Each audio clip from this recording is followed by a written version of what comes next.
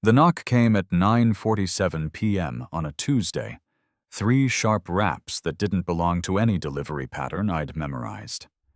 I'd been tracking the security camera feeds on my laptop, the ones the Port Authority didn't know I'd tapped into, watching the shipping manifest discrepancies that had been piling up for weeks. Someone was cooking the books. I just hadn't figured out who yet. I checked the door camera feed on my phone before opening it. My hand froze on the deadbolt. Sloane Hall stood on my porch in gray athletic wear and a black backpack, her blonde hair pulled into a messy ponytail, her expression somewhere between desperation and determination. My boss. The woman I'd been avoiding eye contact with for 6 months because every time she leaned over my workstation to review a diagnostic report, I forgot how to breathe like a normal human being. "Can I stay the night?" she asked the second I cracked the door open. "Just once. I wouldn't ask if I had any other option." My brain short-circuited. The VP of Operations, standing on my doorstep at almost 10 at night, asking to stay over. The same woman who'd never spoken to me outside of work hours, who probably didn't even know I existed beyond my employee ID number. "What happened?" I managed, trying to keep my voice level while my pulse hammered against my ribs. "My apartment's compromised." She shifted the backpack on her shoulder. "I think someone's been inside. Things moved. My laptop's been accessed. I can't prove it yet, but I'm not paranoid. I know what I saw."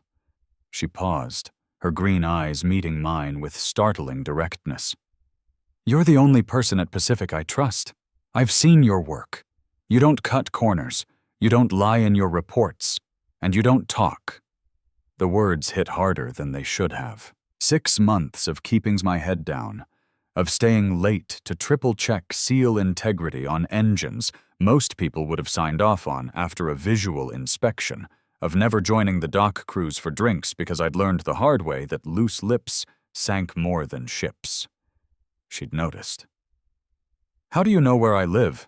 I asked, still blocking the doorway like an idiot. "Employee directory." She pulled out her phone, showing me the screen. "I memorized the addresses of everyone in my department after the 3rd data breach last year. Pattern recognition. You live 2.3 miles from the port, walking distance. No car registered to this address. You bike to work.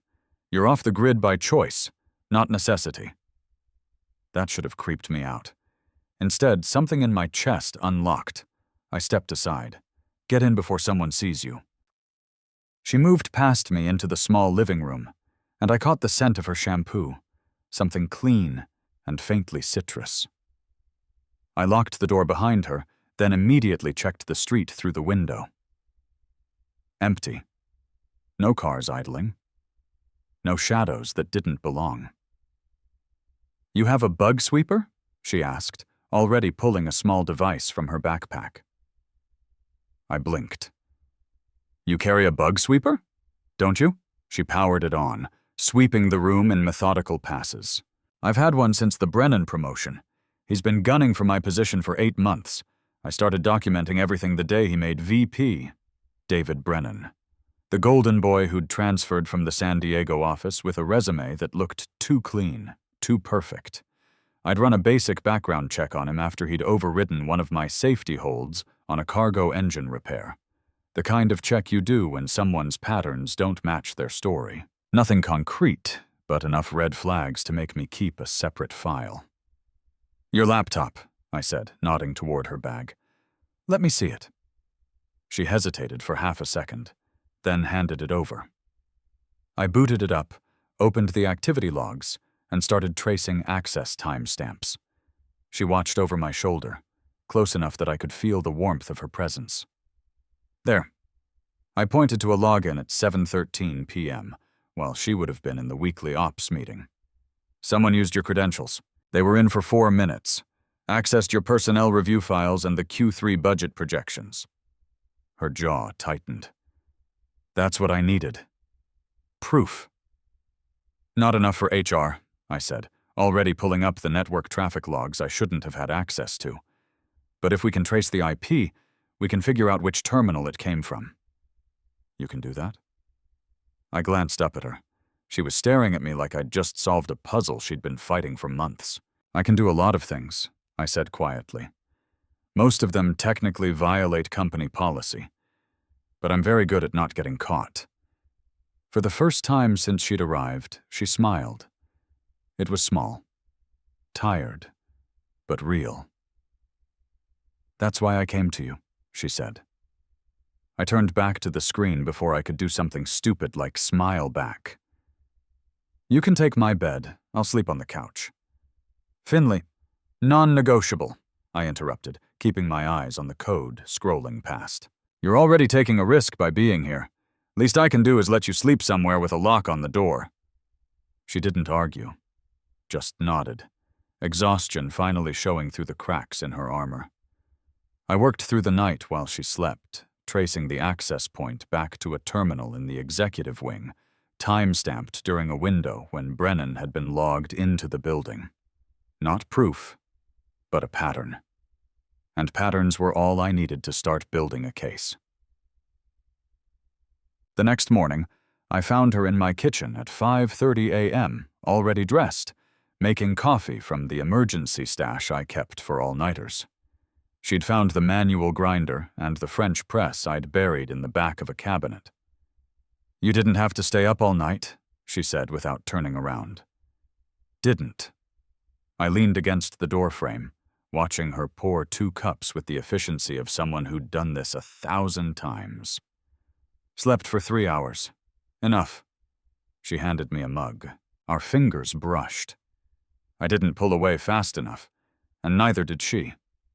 "I found the access pattern," I said, taking a careful sip. "Perfect temperature. Brennan's been logging into your account every Tuesday during your ops meeting. Same 4-minute window. He's been doing it for 5 weeks. Her eyes widened. 5 weeks? He's building a case. Probably planning to use your own files against you in a performance review. I pulled up my phone, showing her the spreadsheet I'd built. But he made a mistake.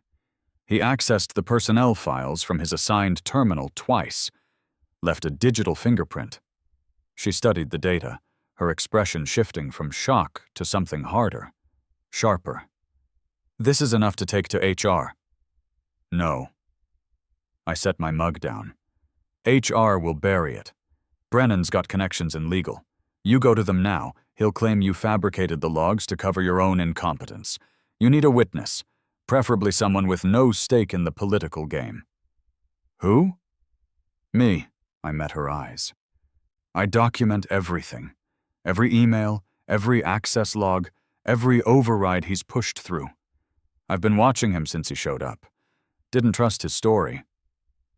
She stared at me for a long moment. "You've been investigating a VP?" "I've been doing my job," I corrected. "Which includes making sure the people signing off on engine repairs actually know what they're signing. Brennan doesn't. He's pushing timelines that violate safety protocols, and I've been documenting every single one." "Why didn't you report him?" I looked away. "Reported the last guy who cut corners. Got blacklisted from 3 companies before Pacific took a chance on me. Learned to keep my head down and my files organized." She was quiet for a beat. Then she said, "I need those files. They're yours." I pulled a USB drive from my pocket, the one I'd prepared at 3 a.m. Time-stamped, cross-referenced, formatted for legal review. "But we can't move yet. He's waiting for you to make a mistake." "So what do we do?" I allowed myself a small smile. "We let him think he's winning. And we build a trap he can't see coming." She looked at me like she was seeing me for the first time. Not as the quiet engine specialist who kept to himself, but as someone who'd been playing a longer game than anyone realized. "Why are you helping me?" she asked softly. "Because you're the only person in that building who's ever looked at my work and understood what it meant. Because you asked for my opinion on the Rosenthal project and actually listened. Because you stopped a safety override last month that would have gotten someone killed, and you didn't take credit for it. But I couldn't say any of that. without sounding like the obsessive paranoid I was. "Because you're right," I said instead. "And I'm tired of watching people get away with being wrong." She nodded slowly, something shifting in the air between us. "Thank you," she said. I shrugged. "Haven't done anything yet." "You let me stay. That was enough." We spent the next 2 weeks moving carefully. She went back to her apartment but changed her passwords, installed new locks, and started varying her routes home. I kept tracking Brennan's access patterns, watching as he got bolder, sloppier. He was preparing something big. I could feel it in the way he'd started showing up to engineering briefings, asking questions designed to undermine Sloane's decisions. She and I started meeting at the port before sunrise, going over diagnostics in the cold maintenance bay while the rest of the crew was still asleep. It was the only time we could talk without being observed. The only time I didn't have to pretend I wasn't watching her every move, cataloging the way she rubbed her left temple when she was stressed, the way she always double-checked my calculations even though she trusted them. "You notice everything, don't you?" she asked one morning, catching me staring at her hands as she traced a pressure valve schematic. I looked away. "Occupational hazard." "It's more than that." She set down the schematic. "You see patterns other people miss. It's not paranoia. It's pattern recognition on a level most people can't process." I didn't know what to say to that. Most people called me paranoid, obsessive, a conspiracy theorist who saw threats in spreadsheet columns. "My mother used to say I saw ghosts in the data," I said quietly, "that I was wasting my talent chasing shadows." "Your mother was wrong." Sloane's voice was firm. "You're seeing the truth before it becomes obvious. That's not a flaw. That's a gift." Something in my chest cracked open. I'd spent 10 years being told I was too much, too intense, too distrustful. And here was this woman, my boss, the person who could fire me with a signature, telling me I was exactly what I needed to be. "The engine on Dock 7, I said, changing the subject before I did something stupid. "The one Brennan fast-tracked for inspection. It's going to fail." She frowned. "You signed off on it." "I signed off on a conditional clearance pending a full stress test in calm water. Brennan overrode the condition. He's scheduling it for a deep-sea run next week." Her expression went cold. "That engine hasn't been properly calibrated for deep-sea pressure. If it fails, 8-person crew," I finished. "Cargo worth $12 million, and a lawsuit that'll sink Pacific's insurance rates for the next decade. We have to stop it. We can't. Not without proof that Brennan knew about the risks." I pulled up my tablet, showing her the email chain. "But I've been documenting every communication, every override, every corner he's cut." She read through the emails, her face getting paler with each line. "He's setting me up. If that engine fails, it'll be traced back to my department. My signature's on the initial approval." "Conditional approval," I corrected. "Which he removed without authorization. That's on him. Not if he makes it look like I knew about the override and let it slide." I'd already thought about that. Spent 3 nights running scenarios, mapping out how Brennan would spin the narrative. "That's why we need to force his hand. Make him admit he knew about the safety risks before the engine launches." "How?" I smiled, the kind of smile that probably made me look unhinged. "We give him exactly what he wants. A chance to be the hero." The engine failed on a Tuesday morning, exactly 72 hours before its scheduled deep-sea run. Failed in the maintenance bay during a routine pressure test I'd personally requested, with a full crew of witnesses and every safety protocol in place. The crew was fine. The engine was totaled. And Brennan's override was suddenly the smoking gun we needed. I was in the bay when it happened, monitoring the pressure gauges, watching the seals I'd flagged 3 weeks ago start to give way under stress. They should have handled easily. I shut down the test the second the first seal cracked, hitting the emergency stop with enough force to bruise my palm. Marcus Chen, the dock foreman, was next to me within seconds. "What the hell happened?" "Seal failure," I said, already pulling the diagnostic tablet.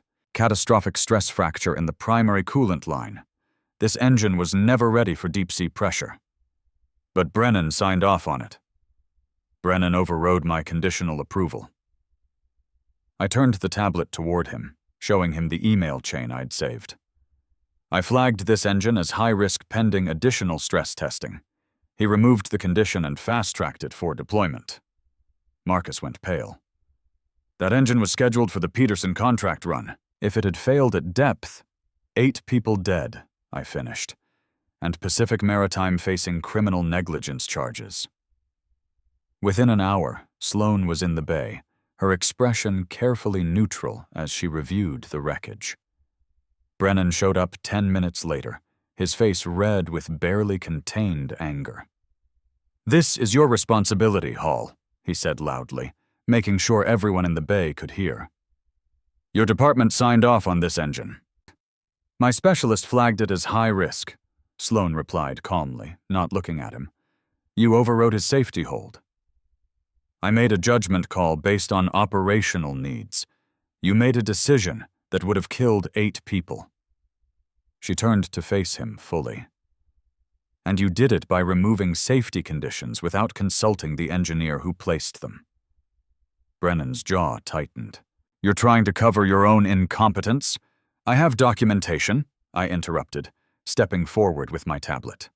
"Timestamped emails showing your override, communications with the crew scheduler, and stress test results that explicitly stated this engine was not cleared for deep-sea deployment." He looked at me like he was seeing me for the first time. "You're just a mechanic. Marine engine specialist," I corrected, "with 10 years of experience in high-pressure system diagnostics and a perfect safety record. Unlike you." The dock went quiet. Marcus was staring at Brennan with open disgust. 2 other crew members had their phones out, recording. "This is going to the board," Sloane said quietly, "along with a full audit of every safety override you've authorized in the last 6 months. Brennan's face went white. "You can't. I already did." She held up her phone, showing him the email she'd sent to the board chair 15 minutes ago. "Emergency review scheduled for Friday. You're suspended pending investigation." He turned on his heel and left without another word. I waited until he was gone before I allowed myself to breathe. "You okay?" Sloane asked quietly, her hand briefly touching my shoulder. I nodded, not trusting my voice. She'd just put her career on the line to back up my call, had trusted my judgment over a VP, with twice her political capital. "Thank you," I said finally. "You saved 8 lives today," she replied. "I should be thanking you." The investigation took 3 weeks. 3 weeks of depositions, document reviews, and increasingly hostile emails from Brennan's legal team. Sloane and I worked late most nights, cross-referencing timelines, building an airtight case that Brennan had systematically undermined safety protocols to boost his performance metrics. We met at her office after hours, the building empty except for the security guards who'd learned to ignore us. She ordered takeout. I brought the files. We worked in comfortable silence, the kind that only came from 2 people who'd learned to trust each other's rhythms. "You don't have to stay this late," she said one night, around 10 p.m., looking up from a stack of maintenance logs. "Neither do you." I didn't look up from my laptop. It's my job. It's my reputation. I saved the document I'd been working on. "If the board decides I was wrong about that engine, I'm done in this industry. No one hires the guy who cries wolf." She was quiet for a moment. Then she got up, walked around the desk, and sat in the chair next to mine, close enough that I could see the exhaustion in her eyes, the tension in her shoulders. "You weren't wrong," she said firmly. "You were right. You're always right about the engines. I've been watching your work for a year, Finley. You've never missed a defect, never signed off on anything that wasn't perfect. You don't cut corners. You don't guess. And you sure as hell don't cry wolf. I met her eyes. She was looking at me like I mattered. Not as an employee, as a person. Why did you really come to my house that night? I asked. She didn't look away. Because I was scared. And you were the only person I knew who'd understand what it's like to see patterns everyone else misses. To be called paranoid when you're just paying attention. I am paranoid, I admitted. So am I. She smiled faintly. Maybe that's why this works. I wanted to kiss her. The thought hit me like a physical force, so sudden and overwhelming that I had to look away before I did something catastrophically stupid. We should get back to work, I said, my voice rougher than intended. She nodded, but something had changed in the air between us, something I didn't have the courage to name. The board meeting was scheduled for a Friday at 2 p.m.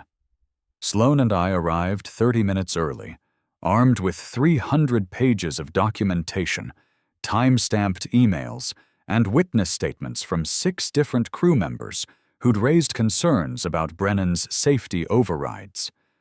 Brennan showed up with a lawyer and a smirk that made my hands clench. The meeting lasted 4 hours. Sloan presented the case with surgical precision, walking the board through every override, every ignored safety flag, every corner Brennan had cut. I provided technical testimony, explaining in excruciating detail why the engine had failed and why my conditional approval had been necessary. Brennan's lawyer tried to argue that I'd been overcautious, that my safety standards were unrealistic. I pulled out my safety record, 10 years of 0 failures, 0 injuries, 0 lawsuits. Then I walked them through what would have happened if that engine had failed at depth. The board chair, a woman named Patricia Voss, who'd been with Pacific for 30 years, looked at Brennan with open contempt. "Mr. Brennan," she said coldly, "you put 8 lives at risk to meet a contract deadline. You overrode safety protocols established by a specialist with a perfect track record. And you attempted to cover your actions by framing Ms. Hall for your own incompetence. That's not. We're terminating your employment effective immediately," Voss continued. "And we'll be referring this matter to the Coast Guard for additional review." Brennan's face went purple. He started to argue, but his lawyer put a hand on his arm and shook his head. They left. The room exhaled. Voss turned to Sloan. "Ms. Hall, I owe you an apology. We should have listened when you first raised concerns about Mr. Brennan's appointment." Sloan nodded graciously. "Thank you." "And Mr. Garcia." Voss looked at me. "Your work on this case was exemplary. We'd like to offer you a promotion to senior marine engineer, effective immediately, along with a seat on the Safety Review Board." I blinked. What? "You've proven yourself to be exactly the kind of rigorous, detail-oriented specialist we need in leadership," Voss said. "If you're interested." I looked at Sloan. She was smiling, her eyes bright with something that looked like pride. "I'm interested," I said. We left the building together as the sun was setting, the port lights beginning to flicker on across the marina. Sloan stopped at her car, then turned to face me. "You did it," she said softly. "We did it," I corrected. She laughed, the sound breaking through the exhaustion. "God, I need a drink." "I don't drink," I said automatically. "Neither do I." She smiled. "Coffee?" I knew what she was asking. Knew that if I said yes, we were crossing a line we couldn't uncross. Boss and employee. 7 years age difference. Every HR policy in the book. "Yes," I said. We ended up at a 24-hour diner near the port, the kind of place that served burnt coffee and excellent pie. She ordered apple. I ordered cherry. We sat across from each other in a booth with cracked vinyl seats, and talked for 3 hours about everything except work.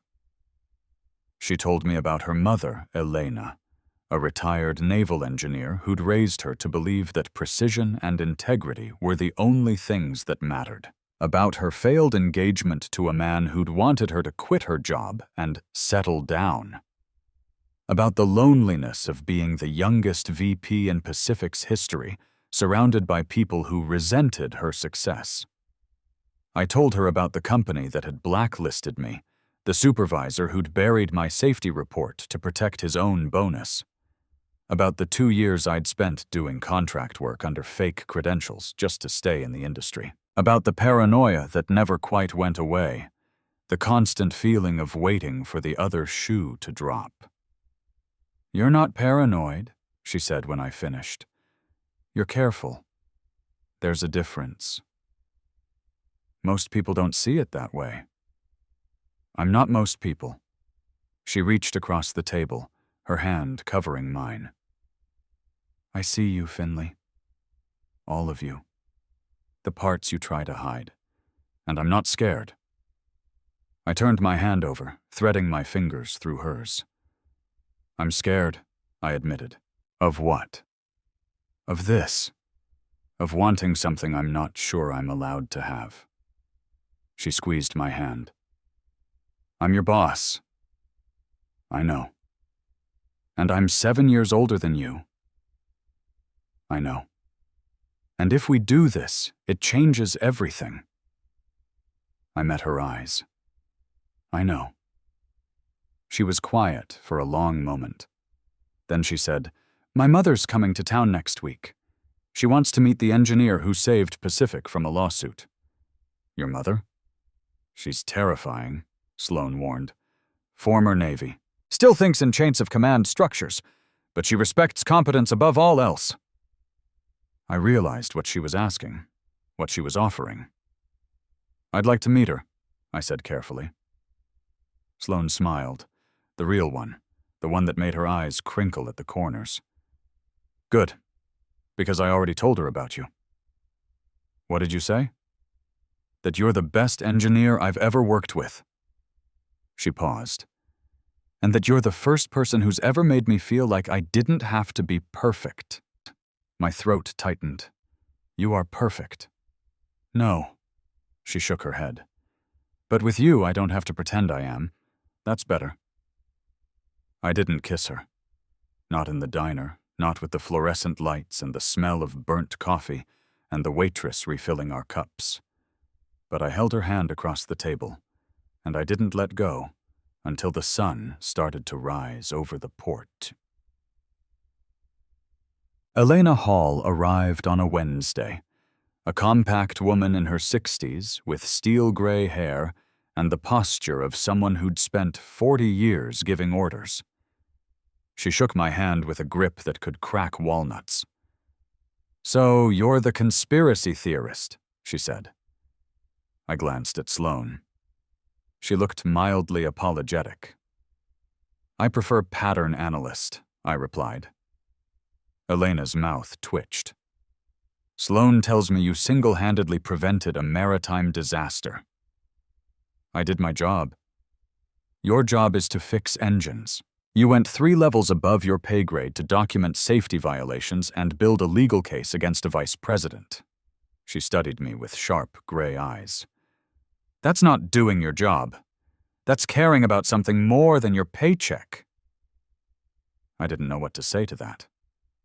"I like him," Elena announced, turning to Sloan. "He doesn't bullshit." Sloan let out a breath. "Good." We had dinner at Sloan's apartment, a clean, modern space that somehow still felt warm. Elena grilled me about my background, my safety record, my plans for the engineering team I'd be leading. I answered honestly, didn't embellish, didn't try to impress her. "You're good for her," Elena said later when Sloan was in the kitchen making coffee. "She's been running herself into the ground for years. Needs someone who understands the work, who doesn't ask her to be less." "I would never ask her to be less," I said quietly. "I know." Elena smiled. That's why I like you. When Sloane came back with the coffee, Elena excused herself early, claiming fatigue. But I saw the knowing look she gave her daughter, the small nod of approval. Sloane walked her to the door, then came back and sat next to me on the couch. Close. Closer than necessary. She likes you, Sloane said. She's terrifying. She is. Sloane leaned her head on my shoulder. But she's right. You are good for me. I put my arm around her, carefully, giving her space to move away if she wanted. She didn't move away. She curled closer, her hand resting on my chest, right over my heart. I don't know how to do this, I admitted. The relationship thing. I'm not normal. Normal is overrated. She tilted her head to look up at me. I don't want normal. I want someone who sees the world the way I do, who doesn't think I'm crazy for checking the locks 3 times or running background checks on new hires. You do that too? She laughed. Why do you think I hired you? Your resume was perfect, too perfect, so I dug deeper, found the blacklisting, found the safety report you filed that got buried, found the supervisor who lied about you. She paused. And I hired you anyway. Because someone who gets blacklisted for being too honest is exactly the kind of person I need on my team. I stared at her. You knew? I always know. She sat up, facing me fully. I see you, Finley. The paranoia, the obsessive documentation, the 3 a.m. spreadsheets, all of it. And I'm not asking you to change. What are you asking? She reached up, her hand cupping my face. I'm asking you to trust me, the way I trust you. I leaned down slowly, giving her every chance to change her mind. She didn't. She met me halfway, her lips soft against mine, the kiss gentle and deliberate, and absolutely nothing like the desperate, hungry kisses I'd imagined. It felt like coming home. When we finally pulled apart, she was smiling. That was worth the wait. Yeah, I said, my voice rough. It was. We spent the rest of the night on her couch, her head on my shoulder, my fingers tracing absent patterns on her arm. Talking about everything and nothing, building a foundation out of honesty and shared paranoia, and the quiet certainty that we'd found something rare, something worth protecting. Real love isn't about fixing someone or being fixed. It's about finding someone who sees your sharp edges and doesn't ask you to file them down. It's about trust built through action, not words. And sometimes the person you're supposed to end up with is the one who understands your worst qualities and calls them strengths instead. Please like and subscribe so we can share more stories like this.